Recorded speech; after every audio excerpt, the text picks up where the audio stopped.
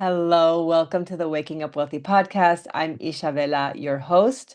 I'm a psychologist, licensed financial strategist, somatic practitioner, and founder of the Wealth Ecology Institute, where the inner and outer work of matriarchal economics meets ecological regeneration. And I wanted to talk today about decolonizing philanthropy because up until recently, I used to drool at the thought of becoming a professional philanthropist. I had this image of donating my time full time and wads of money, my energy, funding women's businesses and ecological projects all over the world. And that image to me felt like the peak experience, right? Like doing that would let me know that I had arrived. And then when I started studying matriarchal economics around 6 months ago, and specifically wealth distribution models, I had to rethink some things because philanthropy is the dominant model of redistribution inside the extractive economy we're all swimming in. And it's structurally designed to leave the power differential intact. And so before I go into anything, I just want to say philanthropy isn't nothing. It has its place, it funds real work, it sustains organizations that wouldn't otherwise be able to exist. It moves resources that would otherwise stay concentrated. The problem with philanthropy is that the control still lives with the philanthropist. So the philanthropist decides where the money goes, when it goes, under what conditions it goes, and towards what outcomes. And the community or the organization on the receiving end, they don't have any control over those decisions. And they are structurally dependent on the philanthropist's goodwill, their interest in the cause, and their continued belief that the cause is worthy. And that's pretty much the opposite of sovereignty. And then on top of that, the philanthropist's wealth and the system that produced it isn't really questioned. And the giving just redirects a small percentage of what the extractive system produced back towards mitigating some of the damage the system caused. And think of this as like, let's say your boat is drowning, and then somebody gives you like a bucket and you are able to scoop out enough water to relieve the drowning. And then you're like, woof, we're not drowning anymore. We're still, we're still swimming. But the redirection, right, the giving of the money provides just enough relief to release the pressure that might otherwise force you to build something that is actually sustainable, right? So, to make structural changes. So if you were actually drowning, you would be like, this isn't working. We need to get out of this boat and do something different, right? It would actually force you to change your situation. And so the giver class does not fund its own dismantling, right? So in today's episode, I want to provide language for four things that get collapsed into one, which is philanthropy. And I want to show you what it looks like to practice them within, I'm going to say a matriarchal, but also like, just a when I say matriarchal, I mean like class and racially conscious framework. Um, and the intention here is to explore power dynamics because, matriarchy is really about, we talked about, I've talked about, moving from a triangle to a circle, and that's all about power. That is really where the power exists. And so we can't not talk about class and race as part of that. So there are four general categories of distribution, and we just talked about one of them, philanthropy. Reparations is the second, and it involves the structural repayment of a specific historical debt. And it's basically, I want you to think of it as distribution with accountability. You're recognizing that wealth, has a history of extraction, and that extraction was specifically on Black bodies, Black labor, Indigenous bodies, and Indigenous labor. And Black and Indigenous people were never compensated for that labor and were systematically and often violently kept from being able to participate in the economy. So the reparations seek to repair not necessarily the dehumanization, but the marginalization, right? because it was a form of, think of it as a form of financial abuse on top of the human rights abuse. And so reparations seeks to at least not resolve, but kind of like pay back on that debt. And so as part of reparations, there's some pieces that are important to name. You want to trace the debt, like you want to explore, where did your wealth actually come from? Did it come from inherited land, a family business, a degree from an institution, a neighborhood that appreciated in value because another neighborhood was redlined, right? It's reparations require naming the specific extraction and the specific community it was extracted from, not humanity in general. And you want to pay the identified community, not, again, not a general cause. This feels very specific. If your family wealth traces to land back, that goes back to a specific indigenous nation, for example, reparations means paying back the nation or the descendants of it, not indigenous causes broadly. And if it traces back to enslaved labor, it means paying descendant organizations working on Black reparations, not a general racial justice fund, right? Specificity is what makes it accountable instead of a donation. And so you want to, when practicing reparations, you want to let the receiving community set the terms. What is the amount? What is the form? What's the timeline those reparations get to be paid back, right? It's dependent, or determined rather, by the people who are owed, not by what feels generous or sustainable to you. And some individual reparations practices work like recurring rent on land paid to a tribal nation or a trust indefinitely because the occupation is ongoing. It's not a one-time event. So this can take the form of direct cash transfers to descendant individuals or families. Sometimes this happens through, like, there's basically platforms that are designed for this that already exist. There is a land return or rematriation where the land itself goes back to the nation it was taken from, not just money, which is actually much more empowering. There can be estate and inheritance redirection, right? You write a specific community into a will or a trust as a named creditor. You can cancel debt, where an institution forgives specific debts owed by a historically harmed community. And then there's like institutional reparations, like Georgetown University, there's an example of this, funding descendants of the enslaved people it sold, or Evanston, Illinois, paying residents harmed by historic housing discrimination directly in cash through a formal municipal program.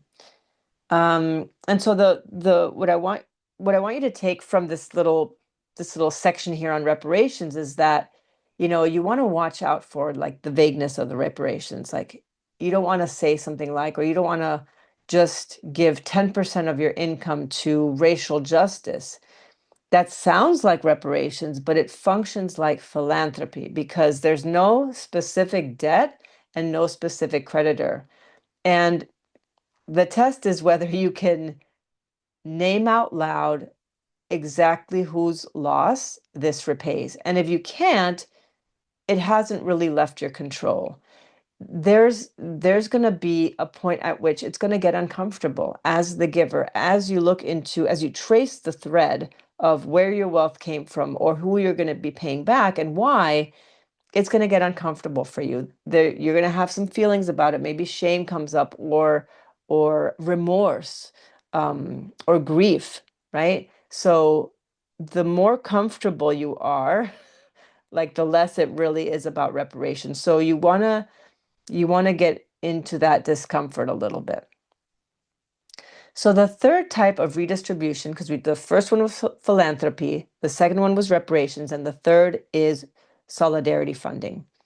And solidarity funding is the power building work of communities changing the conditions of their own marginalization. it's not just the services that help people survive inside the conditions. So an example of this would be funding a food pantry.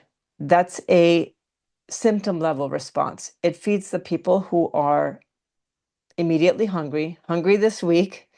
It's necessary. It keeps people alive. It keeps people fed, but it doesn't solve the problem of why people are going hungry or why they can't buy groceries.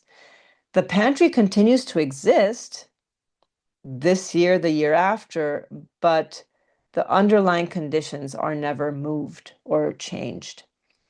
So the solidarity level response to that would be funding a Black farmer-owned land cooperative or a community-led seed bank or a group organizing to get zoning changed so a neighborhood can legally run its own urban farms instead of relying on like liquor stores or convenience stores that are in the neighborhood instead of a food co-op, right? And that helps fund the community's access to food, giving them control over their food supply, be land, seeds, legal standing, and distribution infrastructure. So it's the investment in the community becoming sovereign and free of the emergency service systems.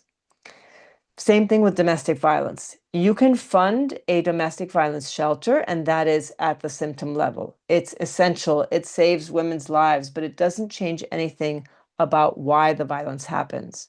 So funding a community's economic cooperative that gives women financial independence from abusive partners is solidarity level. It changes one of the actual conditions that makes leaving impossible in the first place. And then you also want to target misogyny, right? So there's organizations that I know of that support the education of I'm going to say men, but women are misogynist too, but for misogynist men in particular, in helping them become allies to women.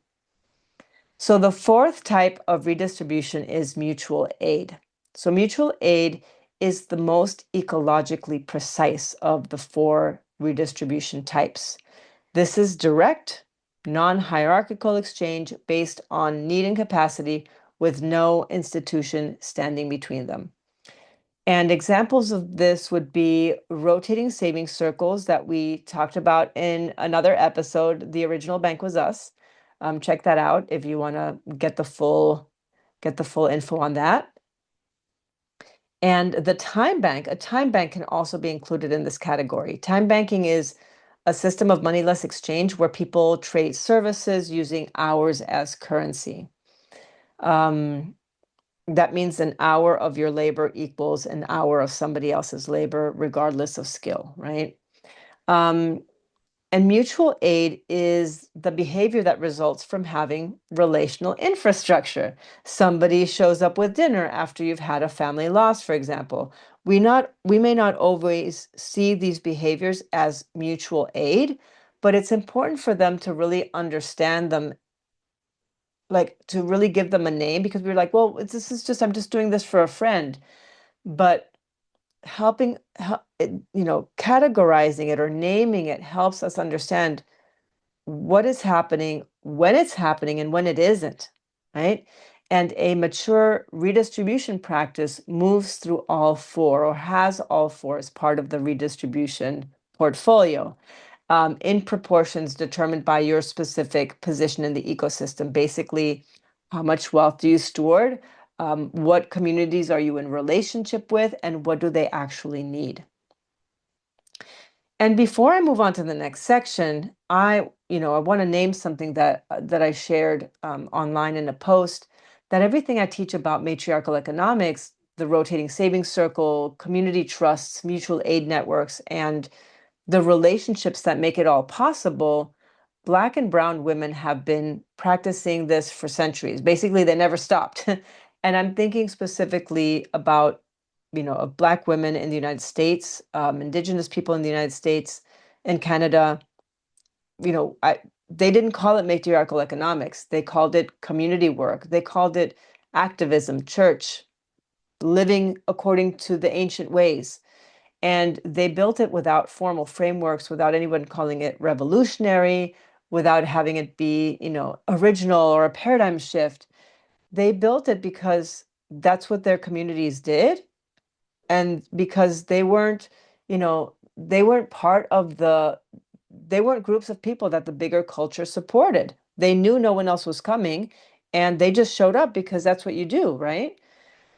And the piece that's important to name is that the consensus culture regarded it as less than, the kind of thing that happens in communities that are struggling, that haven't learned yet to make it in the system that was basically built on their exploitation and forced labor.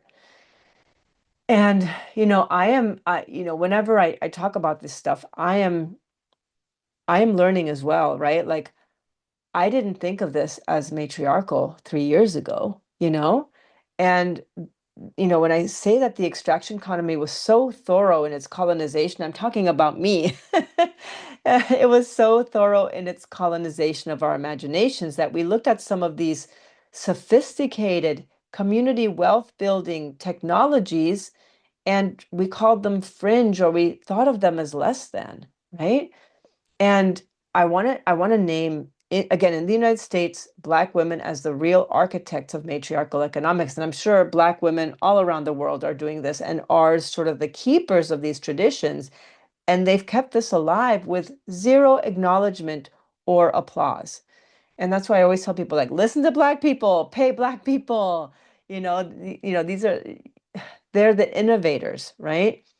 Um, so going back to charity, or going back to philanthropy and talking about charity for a moment, right? Because we talked about church for a hot second. Um, and charity is a one-way transaction. Like, what's the difference between charity and philanthropy? Let's pull that thread. Charity is also a one-way transaction. It keeps the giver powerful and the receiver dependent, right? When you give a homeless person $1 or $2 or any currency of money, it doesn't really change any of the structures. It doesn't change where your money comes from. It doesn't really empower um, the homeless person. It allows them to buy a sandwich. Um, but redistribution is structural, right? It really, the intention is to close the gap between those who have and those who don't have very much. So let's walk through this together piece by piece. So in redistribution, power is shared, right? Philanthropy is motivated by generosity, guilt, legacy, maybe even a tax strategy. But redistribution is motivated by ecological accountability. So the recognition that the system is out of balance and the resources need to move in order to correct that imbalance. In philanthropy, the receiver has to demonstrate worthiness. They have to be grateful, or it's expected that they're grateful. They have to comply with the giver's vision and mission. And in redistribution, the receiver doesn't have to do any of this. The worthiness or the dignity isn't contingent on any sort of approval. And like I said earlier, philanthropy leaves the systems it produced untouched, right? The disparity, it doesn't get really examined or looked at. Redistribution, again, exists specifically to change those systems. Philanthropy centers the giver's preferences because the giver decides where, how much, towards what outcome, on what timeline. And in redistribution, the giver's comfort is completely irrelevant. It's the ecosystem's need that determines the direction, right? Who needs it most? And the philanthropy is accountable to the giver's values and vision. Redistribution is accountable to the communities receiving the resources. So it's really just, it puts the power with the receiver rather than the giver. The philanthropy builds dependence and this continued kind of like, like grants, like nonprofit grants, for example. They're always like, oh, what grant can I get? I have to write a grant and basically try to get money from people who are wanting to donate it to specific causes. Redistribution builds collective capacity that doesn't require the giver to keep showing up, right? It builds sovereignty over time.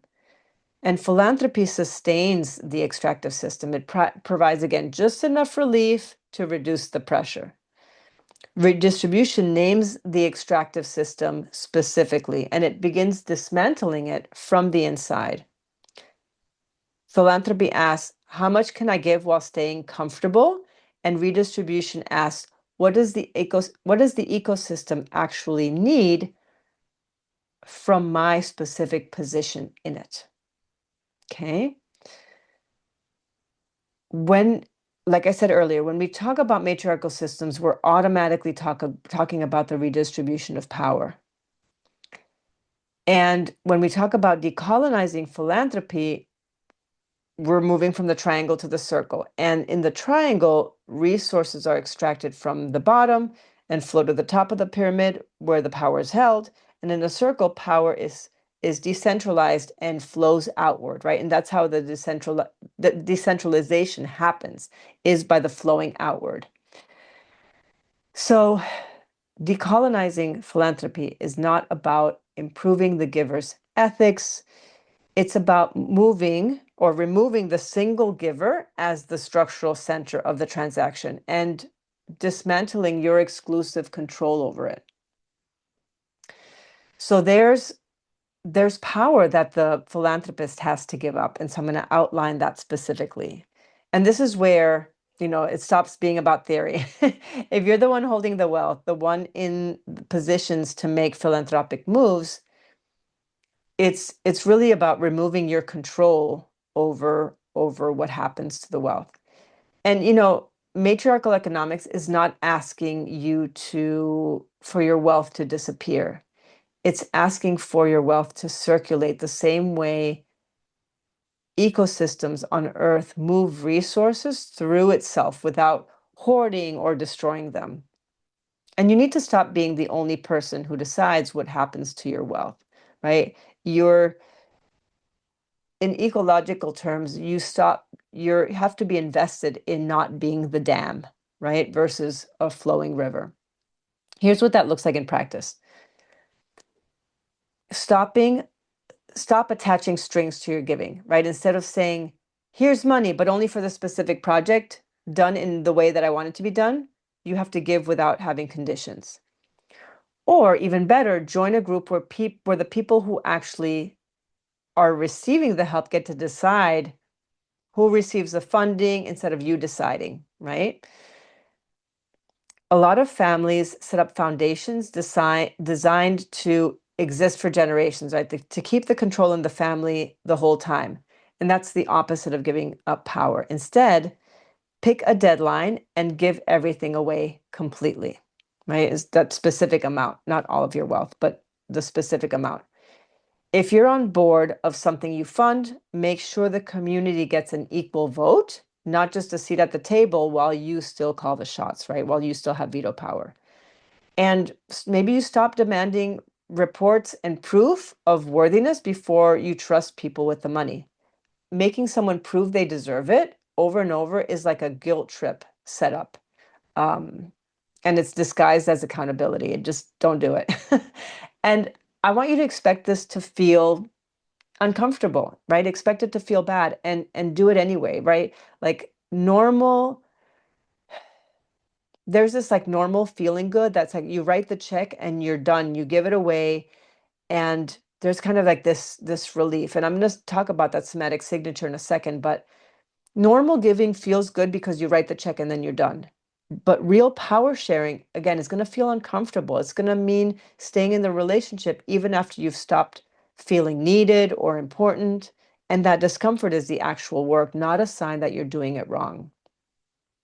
And like I said, when you write that check, this is about the somatic signature. When you write the check, there's this buildup of tension, right? As you prepare to write the check, right? There's maybe there's some sensation.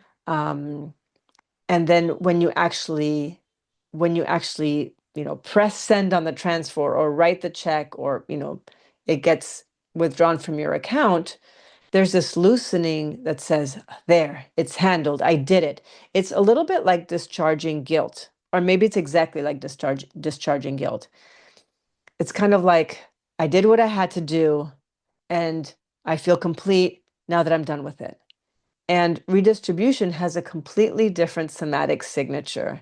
There's less of that relief feeling and much more of that full presence that's often actually very uncomfortable because you're having to stay in the relationship instead of just absolving yourself of guilt and then leaving, right? So you're staying in the relationship and you're just like, okay, I'm still here and I'm still connected, but I'm not like, you're doing something else with the money.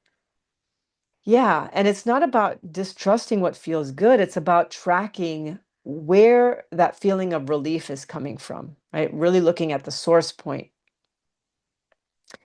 And if you're building any redistribution vehicle, whether it's a giving circle or a family trust or a community fund, you want to put that governance in writing before that first amount of currency moves, right? The document is what keeps power distributed instead of quietly re-centralizing around whoever holds the biggest checkbook.